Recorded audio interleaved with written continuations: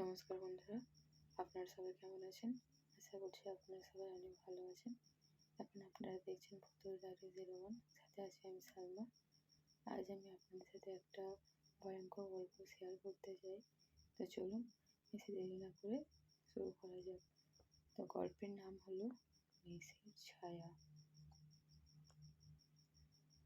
পশ্চিমবঙ্গের একটি ছোট্ট গ্রামের চারিদিকে ধান ক্ষেত আর বড় বড় গাছ।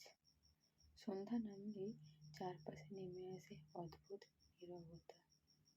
গ্রামের লোকেরা একটা জিনিসকে খুব ভয় পেত, নিশি। লোকেরা বলতো, গভীর রাতে যদি কেউ নিজের নাম ধরে ডাক শুনতে পায়, তাহলে কখনো সেই ডাকে সাড়া দেওয়া যাবে না। কারণ কারণ সেটা মানুষের ডাক নয়, সেটা নিশির ডাক। এক রাতে গ্রামের এক যুবক রাহুল পড়াশোনা করছিল। তখন প্রায় রাত 12টা। হঠাৎ বাইরে থেকে মায়ের গলার মতো একটি আওয়াজ শোনা গেল, রাহুল, দরজাটা খোলতো। রাহুল অবাক হয়ে গেল।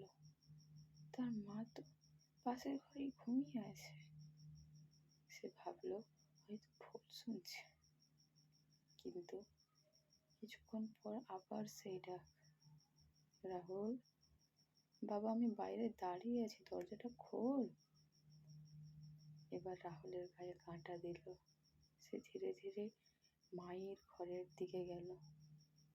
দরজাটা খুলে দেখলো তার মা গভীর ঘুমে আছে। রাহুলের বুক ধড়ফড় করতে লাগলো। তাহলে তাহলে বাইরে কে ডাকছে? হঠাৎ জানালার পাশে একটা ছায়া নড়ল। সে পর্দার ফাঁক দিয়ে তাকাতেই দেখলো বাইরে একটা লম্বা সাদা ছায়া দাঁড়িয়ে আছে।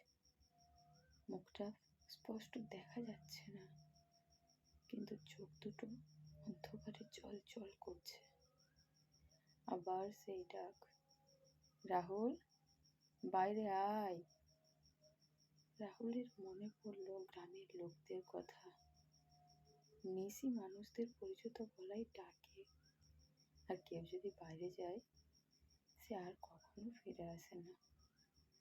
সে দ্রুত জানালা বন্ধ করে দিল এবং কান দুটো চেপে ধরে বসে রইল। বাইরে তখনও ফিসফিস আওয়াজ, রাহুল রাহুল বলে। প্রায় 1 ঘন্টা পর সব শব্দ বন্ধ হয়ে গেল।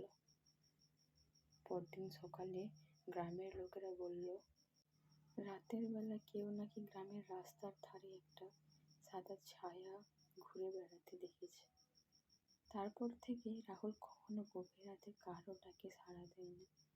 কারণ সে জানে সব ডাক মানুষের হয় না, কিছু ডাক আসে অন্ধকার থেকে। তো বন্ধুরা, এই গল্পটা আজ এতটাই। ভালো লাগলে লাইক, কমেন্ট, শেয়ার অবশ্যই করবেন এবং ফলো করে পাশে থাকবেন এরকম আরো নিত্য নতুন ভিডিও পাওয়ার জন্য। তো বন্ধুরা, আজ এতটাই। কাল আবার দেখা হচ্ছে নেক্সট কোনো ভিডিওতে।